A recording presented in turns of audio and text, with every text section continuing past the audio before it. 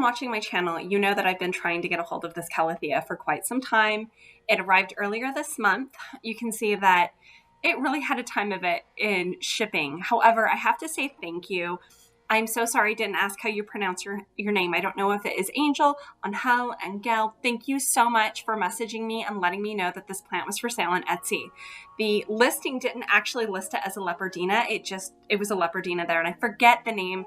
It was just like a basic Calathea that they said they were selling. And so I couldn't find it at first, and then, yeah. Anyway, so I ended up getting it. Again, thank you so much from the bottom of my heart. This is one of the most amazing things about having an ability to talk with other Calathea lovers is when they're able to like point you in the right direction for that wish list Calathea you've been trying to get for a year and a half. So very exciting. This packaging is really great. It kept the leaves from getting damaged in shipping. So it was kind of like a little bit of a thicker, almost sort of, a really heavy stock paper that kept the leaves completely protected from getting bent or damaged. And these did come in these little pots, and I wasn't able to keep them in them from long, so I'll go over that with you. I did reach out to the seller because I found out I wasn't going to be able to, when it was scheduled to arrive, to be able to really get to it really quickly, and then it had already gone out, and I was worried, but shipping, everything that's going on. We know there's a lot going on with USPS, and so it ended up arriving the day that was perfect for me. So that's good, but it did stay in shipping extra time, which also means that the plant kind of suffers. So that's one of the reasons why I wasn't able to keep it in this pot. And so I'm opening right now, just getting at the soil. I'm opening the tape that was wrapped around the plant to keep the soil in. And so just first, I bought two, right? I pulled two things out. So you know that I got two, just in case. I do that with my wish list plants when I can. And these were not expensive. For Leopardina, where I am, I couldn't believe it. It's really hard to get Leopardina in the US. I mostly see it in Europe. So the fact that I was able to get it, just again, I'm baffled. But I got two kind of smaller Leopardina, but for great prices. So it was really exciting. And again, one of the reasons why I wasn't able to keep them in these nursery pots is because the nursery pot thing just isn't working out in my house. So the soil's not drying out quick enough, and then we end up having problems. Now this plant, as you can see, arrived with yellow leaves. So a couple of things happened because it was in shipping for so long. Sellers have kind of two options, right? If they're going to sell you something and ship it when it's going to come in a little nursery pot versus being bare root. And this goes for being bare root, though, a little bit as well. They can either really make sure it's damp just in case it gets stuck and that it's not going to dry out. Because if it gets too desiccated, if the plant's roots get too desiccated, the plant will die from that exposure to either heat, lack of humidity, and completely drying out and damaging the root system. Or, they can really saturate the soil. And that way the plant can't really do much with the water, but it's protecting the roots. To some extent, though, you might have a loss of leaves.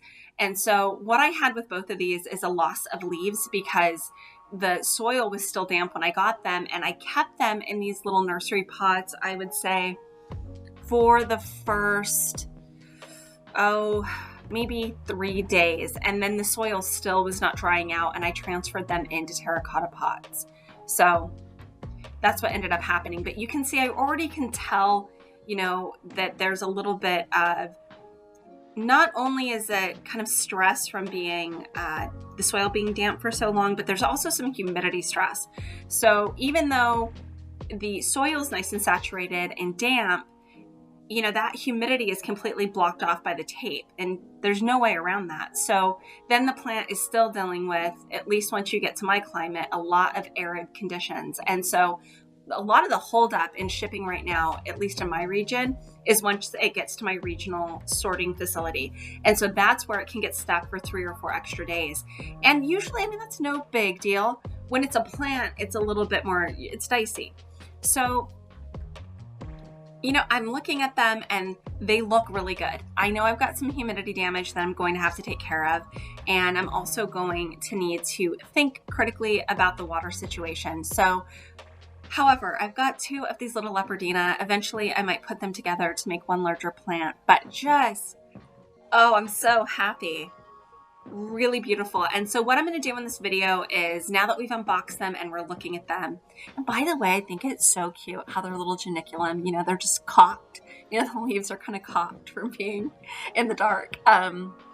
What I'll do is I'm going to update you in a minute and I'll show you what they look like. So this was around August 10th, and I'm going to fast forward you to August 27th, and we're going to take a look at, after I've had a chance to kind of help them recover from their shipping, what they're looking like, and my hopes for them. Just kidding. This is the actual repotting. I forgot that I had this footage, so I thought I would show it to you.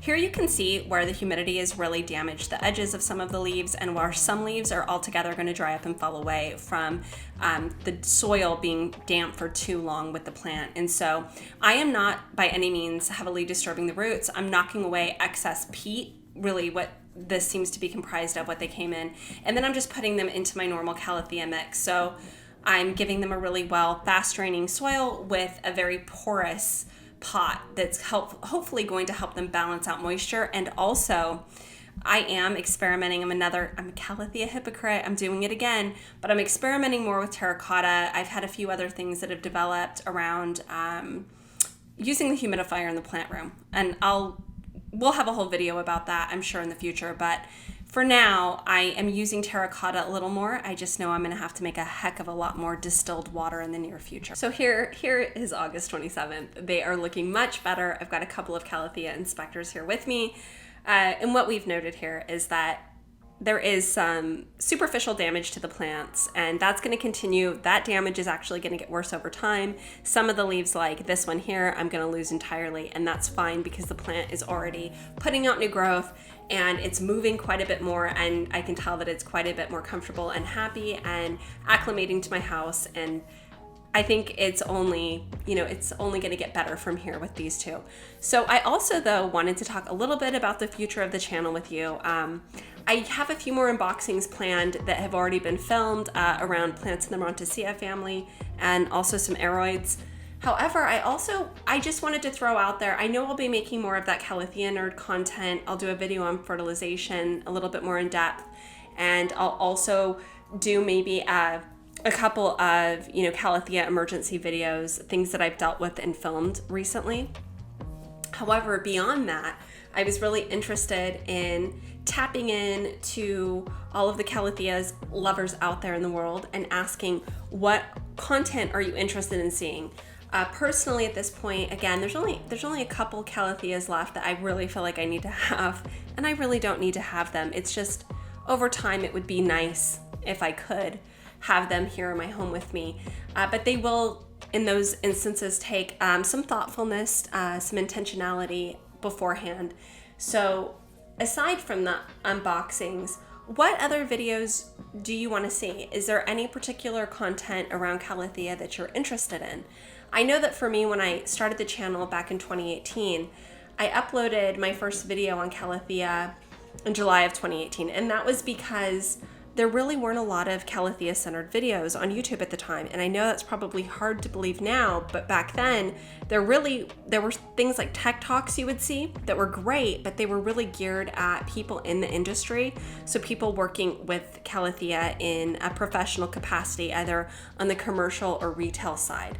And I kind of needed something a little bit more in depth. And when I would have a problem with my Calathea, like an aeration issue, I would have to go searching through the internet to page like 230 of a message board to find somebody who would be able to say exactly what had happened and what I could do to fix the problem. So I wanted to pull some of that information to the surface, because Calathea are a little bit more difficult, and you might find yourself in a Calathea emergency and maybe have a really hard time accessing content about what the problem is and what the potential remedies are. So I wanted to just kind of develop some of that on my channel specifically, because I know there are a lot of other people like me out there, and I thought it would be of some benefit. And so I guess now I'm kind of reaching out to ask you, what is it that you would like to see? What, again, are you interested in? Are you curious about? Are there other plants that are related to some of the plants that I've shown you that you're interested in? I'm definitely growing my interest in other plants like arrowroots, other types of stromanthi, and other types of Calathea that are like much larger than the Calathea houseplants that we think about. And I've actually gotten some questions about them here on the channel, and I don't know a lot about them yet, but I am going to be looking into it. So we're talking about some of the larger Calathea that grow tubers underground that are edible. They're a really good food source, and also produce flowers that look like what we see on a Calathea, but given the size of the plants, these are a lot larger and they have some pretty interesting colors. So I'll probably be looking a little bit into that. But if there is, again, something specific that you've been wanting to see that I haven't done, that's outside of the idea around collection videos, let me know, because I think I fulfilled a lot of the most requested videos, but there might still be a few out there that I haven't gotten to. And I definitely want to continue to grow the channel in terms of just having more content specifically about Calathea here, because again, I don't know that they're in the YouTube space. I don't know how popular they are, really. I think a lot of people might talk about their struggles with them. However, I'd like to talk about how we can live with our Calathea and how we can be successful with them. So with that in mind, please reach out, let me know what you think. And until next time, be well and take care.